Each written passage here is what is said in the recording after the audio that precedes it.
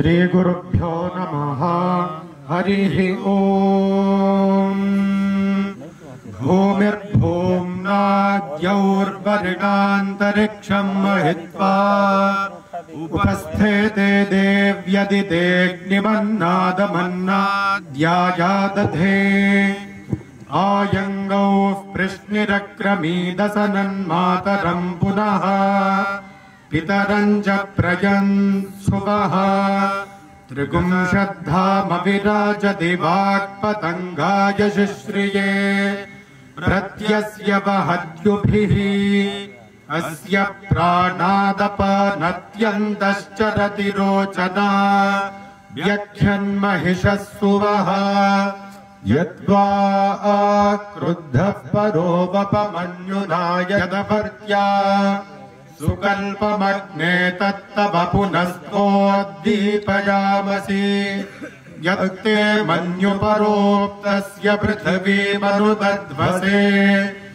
आदित्या विश्वे तद्देवा वसवश्च समाभरन् मनो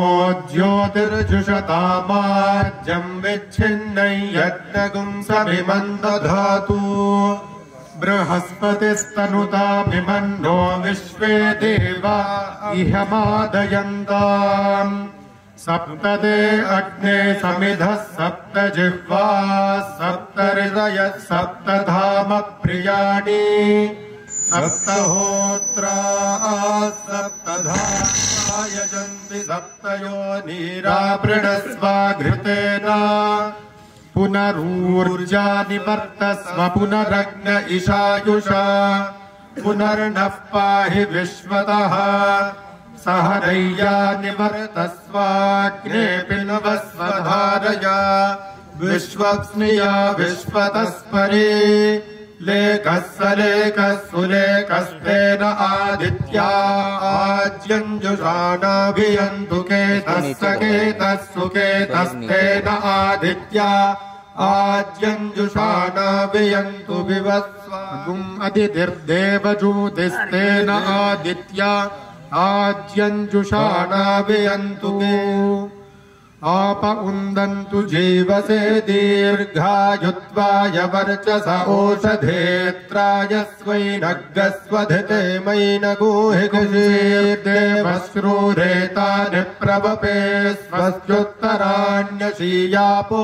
अस्मान्मातरः शुन्धन्तु घृतेन नो घृतः पुवः पुनन्तु विश्वमस्मत्प्रवहन्तु रिप्रमुदाभ्यः शुचिरापूत एमि सोमस्य तनूरसि तनुवं मे पाहि महीनां पयोसि वर्चोधा असि वर्चो मदिथेहि वृत्रस्य कनीनिकासि चक्षुस्वा असि चक्षुर्मे पाहि चित्पतिस्त्वा पुनातु वाक्पतिस्त्वा पुनातु देवस्वा सभिता पुनात्मच्छिद्रेण पवित्रेण वसो सूर्यस्य रश्मिभिस्तस्य ते पवित्रपते पवित्रेण यस्मै गम्पुने तच्छके यमावो देवास ईमहे सत्यधर्माणो अध्वरे यद्वो देवास आगुरे यज्ञिया सोहवामः इन्द्राग्नीद्यावा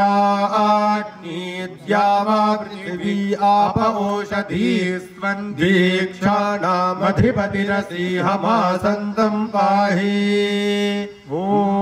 मरीचीनां पदमिच्छन्ति वेधसः यो देवेभ्य आतपति यो देवानां पुरोहितः पूर्वो यो देवेभ्यो जातः नमो रुचाय ब्राह्मये रुचं ब्राह्मं जनयन्तः देवाग्रे तदब्रुवन् यस्त्वैवं ब्राह्मणो विद्यात् तस्य देवा सन्वसे ह्रीश्च ते लक्ष्मीश्च पत्न्यौ अहोरात्रे पार्श्वे नक्षत्राणि रूपम् अश्विनौ व्यात्तम् इष्टं मनिषाणा अमुं मनिषाणा सर्वं मनिषाणा तच्छंयोरावृणीमहे गातुं यज्ञाय गातुं यज्ञपतये दैवी स्वस्तिरस्तु नः स्वस्तिर्मानुषेभ्यः ऊर्ध्वं जिगातु भेषजम्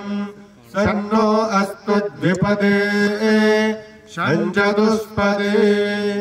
ॐ